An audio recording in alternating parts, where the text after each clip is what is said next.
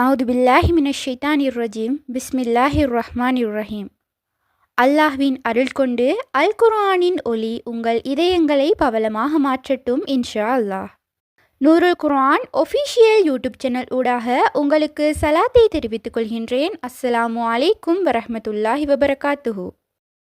நிச்சயமாக என்னுடைய பதிவுகள் அனைத்தும் எனக்கே முதல் நினைவூட்டல்.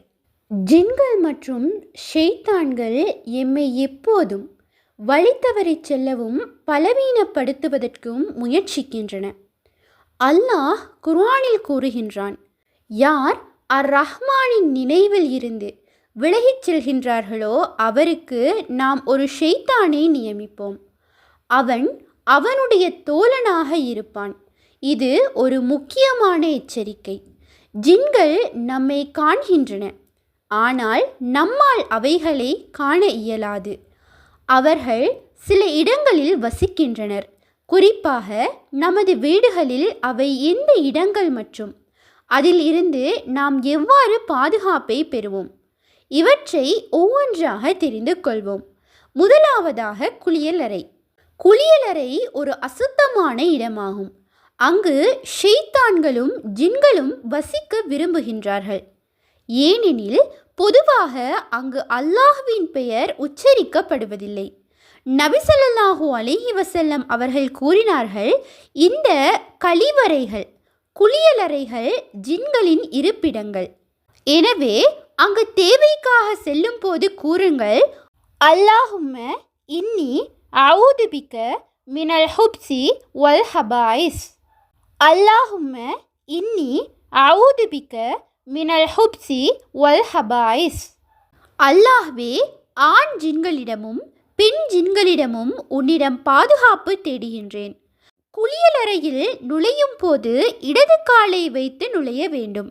வெளியேறும் போது வலது காலை வைத்து வெளியேற வேண்டும்.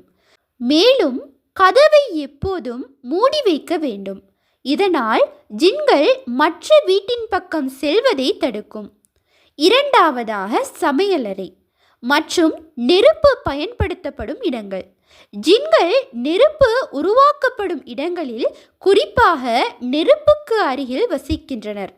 எனவே உணவு சமைக்கும் போது பிஸ்மில்லாஹ் என்று கூறவும், நபி ஸல்லல்லாஹு அலைஹி வஸல்லம் அவர்கள் மீது ஸலவாத்து கூறவும். இது உணவை ஷைத்தானுடைய தீங்கிலிருந்து பாதுகாக்க உதவும். மேலும் உணவு கீழே விழுந்தால் அதை எடுத்து சுத்தப்படுத்தி உண்ண வேண்டும் என்று நபி ஸல்லல்லாஹு அலைஹி வஸல்லம் அவர்கள் கற்றுத்தந்துள்ளார்கள். ஏனெனில் விழுந்த உணவை ஷைத்தான் எடுக்க முயற்சிக்கும்.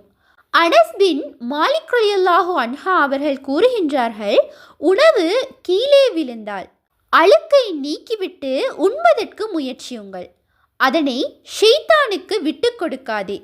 மூன்றாவது, சிலைகள் மற்றும் படங்கள் வைக்கப்படும் இடங்கள். வீட்டில் சிலைகள், விலங்குருவங்கள் அல்லது சில படங்கள் வைக்கப்பட்டிருந்தால் அங்கு ஷைத்தான்கள் வசிக்க வாய்ப்புள்ளது. நபி ஸல்லல்லாஹு அலைஹி வஸல்லம் அவர்கள் கூறினார்கள், வீட்டில் விலங்குகளுடைய படங்கள் இருந்தால் அந்த வீட்டில் மலக்குகள் நுழைய மாட்டார்கள். எனவே இது போன்ற பொருட்களை வீட்டிலிருந்து அகற்ற வேண்டும். இது மலக்குகளை உனது வீட்டுக்கு அழைக்கவும் ஷைத்தானை விரட்டவும் துணை புரியும். நான்காவதாக, குப்பைகள் குவிக்கப்படும் இடங்கள் மற்றும் குப்பை தொட்டிகள். ஜின்கள் அசுத்தமான இடங்களில், குறிப்பாக குப்பை தொட்டிகள், பழைய ஆடைகள் குவிக்கப்படும் இடங்களில் வசிக்க விரும்புகின்றன. எனவே வீட்டை எப்போதும் சுத்தமாக வைத்திருக்க வேண்டும். குப்பைகளை உடனடியாக அகற்ற வேண்டும். வீட்டின் காலி இடங்களில் ஜின்கள் வசிக்கலாம். ஆனால் அங்கு நீங்கள் வசிக்க ஆரம்பித்து விட்டால் அவைகள் சென்று விடுகின்றன. குறிப்பாக நீங்கள் பிஸ்மில்லாஹ் என்று கூறி அல்லாஹ்வின் பெயரை உச்சரித்தால் இறுதியாக வீட்டின் கதவுகள், இரவில் வீட்டின் கதவுகளை மூட வேண்டும் என்று நபி ஸல்லல்லாஹு அலைஹி வஸல்லம் அவர்கள் அறிவுறுத்தினார்கள். ஏனெனில் ஷைத்தான் மூடப்பட்ட கதவை திறக்க மாட்டான். கதவை மூடும் போது பிஸ்மில்லாஹ் என்று கூறிக்கொள்ளுங்கள்.